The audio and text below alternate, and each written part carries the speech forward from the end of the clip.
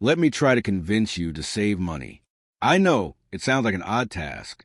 Most people assume that if you have money, you automatically know how to save it. But my observation over the years has been the exact opposite. Past a certain level of income, most people fall into three distinct camps. First, there are those who already save, the quiet accumulators. Then, there are those who don't think they can save. They feel trapped by their bills. And finally, there are those who don't think they need to save. They assume the high income or the high returns will last forever. If you find yourself in those last two groups, pay close attention. We live in a culture obsessed with the hustle. We spend tens of billions of dollars and millions of man-hours every year trying to predict the unpredictable. We want to know which stock will double, which crypto is next, or how to negotiate a 2% raise. But the truth is far more boring and far more powerful. Building wealth has very little to do with your income or your investment returns, and everything to do with your savings rate. Before we dive into the math that proves why your ego is the biggest enemy of your bank account, I want to invite you to join our community. If you're ready to stop chasing get-rich-quick tips and start building a bulletproof financial mindset, hit the subscribe button and turn on notifications. We release weekly deep dives into the psychology of money to help you take back control of your life. Now, let's look at a lesson from history that most economists completely overlooked. In the 1970s, the world was convinced it was over. The oil crisis wasn't just a headline. It was an existential threat. The calculation was simple. The global economy was growing. It required oil to run, and we weren't finding new oil fast enough. The doomers predicted the end of the modern world. But we didn't run out of oil. And it wasn't because we found a magical new ocean of it, or even because we got significantly better at drilling.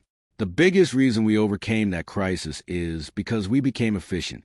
Since 1950, the United States has decreased the amount of energy it uses per dollar of GDP by a staggering 60%. Think about that. We didn't just find more wealth in the ground. We learned how to do more with less. A 1989 Ford Taurus averaged about 18 miles per gallon. Today, a massive Chevy Suburban, a vehicle twice the size, gets better mileage than that sedan did 30 years ago. Here's the takeaway. Finding more energy or finding more money is largely out of your control. It relies on geography, luck, and geopolitics. But becoming more efficient, that is 100% in your control. Buying a lighter car or choosing to ride a bike has a 100% chance of working. The same is true for your finances. Investment returns can make you rich, but whether they work this year or next is shrouded in uncertainty. Personal savings and frugality are the conservation and efficiency of finance. They have a 100% chance of being as effective in the future as they are today. If you view wealth as something that requires more, the path looks hard. If you view it as something powered by your own efficiency, the destiny is in your hands. Wealth, in its simplest form, is just the accumulated leftovers after you spend what you take in. You can build wealth without a high income, but you have zero chance of building it without a high savings rate. Let's look at two hypothetical people. Say you and I have the exact same net worth. You are a brilliant investor. You earn 12% annual returns. I'm a mediocre investor. I only earn 8%. On paper, you're winning. But there's a catch. If I have learned to be happy with a modest lifestyle, while your expectations and your ego compound as fast as your assets, I am actually better off. My money goes further. I require less from the world to feel secure. Past a certain level of income, what you need is just what sits below your ego. Once the basics are covered, food, shelter, and comfort, spending more is usually just a way to show other people that you have money. It's peacocking. This is why many people with massive incomes save so little. They are in a daily struggle against the instinct to extend their feathers. Enduring financial success belongs to the people who simply do not give a damn what others think of them. If you want to save more, don't just look for a raise in your paycheck. Look for a raise in your humility. Most people treat savings like a purchase fund. They save for a house, a car, or a wedding. While that's good, it's also limited. True wealth is saving for the sake of saving. Only saving for a specific goal assumes you live in a predictable world. But life loves to surprise you at the worst possible moment. Savings is your hedge against reality. But there's a return on that savings that you won't find on any bank statement. It's the intangible return. Every dollar you save is like taking a piece of your future that would have been owned by a boss, a bank, or a creditor, and giving it back to yourself. What is the interest rate on the ability to change careers at age 40?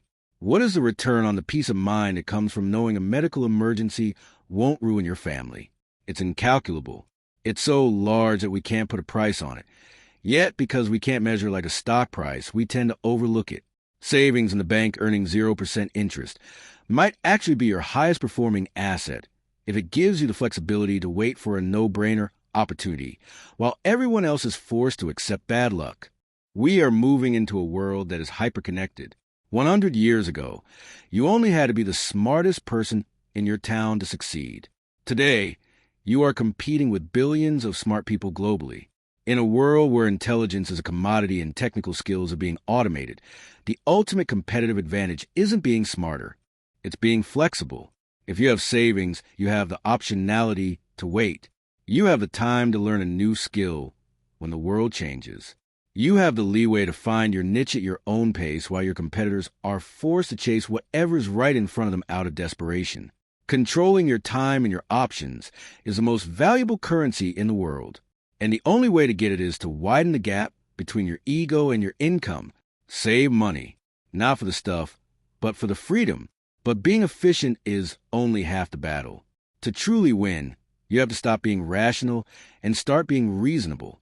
In the next video, I'll show you why the smartest math often leads to the worst financial decisions. See you there.